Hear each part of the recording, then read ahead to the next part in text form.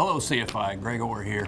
Today we have Mr. Brett Schwab, who is going to be speaking to us about some of the changes going on in our fleet management team. So Brett is our Senior Operations Manager over the fleet group and supports all of these wonderful people out here. So Brett, say hello. Hello.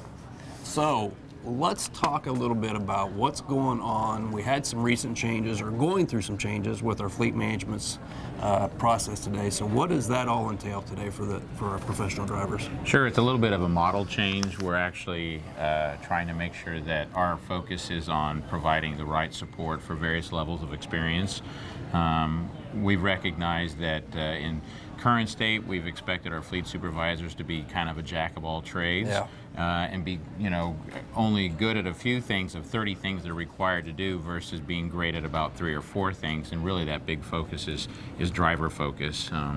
So we've made some adjustments to help that. So today, I should say prior, our fleet managers were balancing about 50 to 55 drivers per person, right? Right. And now it seems like we're kind of going to a little bit more of a team atmosphere. Does that sound right? Yes, we are. So how is that going to look from a professional driver standpoint? So from a professional driver standpoint, I would expect quicker response. We had a little bit of a bottleneck in the old way of doing things. Mm-hmm. Our fleet supervisors spent a lot of time solving problems, making sure that the driver's life was easy out there, and all they had to do was focus on driving, but they also want to make sure they're getting paid correctly. They don't have planned issues with loads and stuff like that.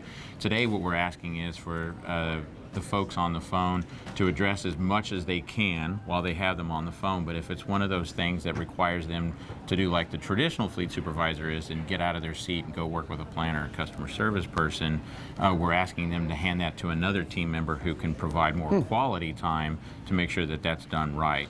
And then we'll ask them to, hey, be patient. Someone will be reaching out to you with some kind of solution to their problem. And I think, a couple drivers that have already talked to me about this, and I think one of the concerns that they always brought to me right away was, well, what happens to my existing fleet manager, right? So what does that mean from a professional driver's view? Yeah, so that person's not lost. That person is actually still a part of their team. It may not be the person that they talk to. They'll still be there somewhere in that group. They could be another person answering calls to support all the drivers in general, or they could actually be behind the scenes, running over there to the planner or customer service to take care of the problem. And really, I think what we're trying to do is create experts in these groups to where we can provide better answers for our professional drivers instead of maybe not always getting the right answer or complete answer. Yeah, so today, as a fleet supervisor is away from their desk, that doesn't stop phone calls or people net messages from coming in. And so there's stress. When I come back after working on one problem, I've got to hurry and quickly get this done. Maybe the next call comes in, I didn't answer it thoroughly. I didn't, build a better relationship with the driver, where now we're saying, hey, slow down, let's take each call, get them handled correctly, but then let's not put the stress on you to actually go take care of all the other work. Let someone else do it. So what do we need to do differently, both from a fleet manager's perspective, as a team member now, and as a driver? What can we expect from both sides to be able to make this transition a little bit smoother for everybody? So again, what you're going to expect is you're probably not going to call and get your normal fleet supervisor. You probably weren't already half the time. Our phone system was set up already to make sure if you wanted to talk to somebody right away, you could pick that. So that's really not going to change much. If you do want to still talk to that particular person, just request it. If they're tied up doing something, we may ask that, hey, we'll have them reach out to you and call you. And you can still do that. But what we're asking you is to realize that now it's not just one person who has you in their best interest, but you have maybe 4 or 5 people who will definitely be taking care of you. And fleet supervisors are people too. They're either sick or on vacation. And so what we also realized is while they were out for the day, maybe their fleet wasn't really monitored the way it should be, So now you have 4 or 5 people who are also looking at that fleet while they're out. So.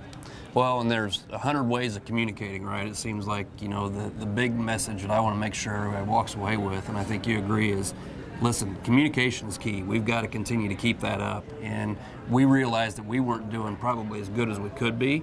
And with this little tweaking, we think that there's opportunity there to be able to improve this, and hopefully that's the goal. So at the end of the day, I just ask all of our professional drivers, let's make sure to not stop, don't stop communicating to us. Make sure and continue to keep talking to us, messaging us, whatever it may be, to help you, because that's really what's going to make us successful as a company. So please keep that going. Any other thoughts, feedback you want to add? Hey, change isn't easy. We understand that, and we're doing our very best. We made this change based on feedback from our driver community. We recognize that we missed some opportunities, and this is a chance to make it better. We welcome feedback. Help us build this thing, and then I'll be honest with you, we've also got great feedback from drivers who are very appreciative of the fact that we are making this adjustment just for them and to give them better support. So. Absolutely. So two last things. One, last week was Brett's birthday, so let's wish him a happy belated birthday. Thank you. So congratulations again for another year. I feel so old.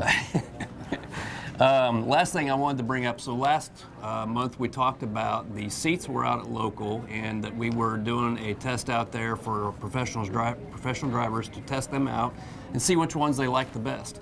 So we have the results, and at the end of the day, the gray mag seat, which is the one that's farthest to the right, closest to the hallway, is actually the winner. We had 68.4 of those votes came in for that seat. The National, which is the one in the middle, was 5.3%, and then the Sears seat, which was the one on the left, was 25.8. So as we order new trucks next year, our goal is to be able to continue to keep the CapEx coming in like we have in the previous years.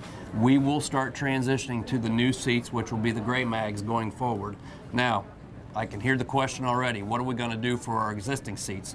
Folks, we're not changing any seats. We're not going to swap anything out on our existing fleet today.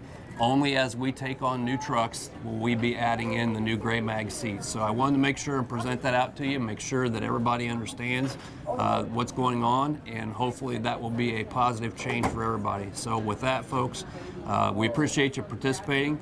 We appreciate the communication. Hopefully this little information will give you some insight as to what's going on here at CFI.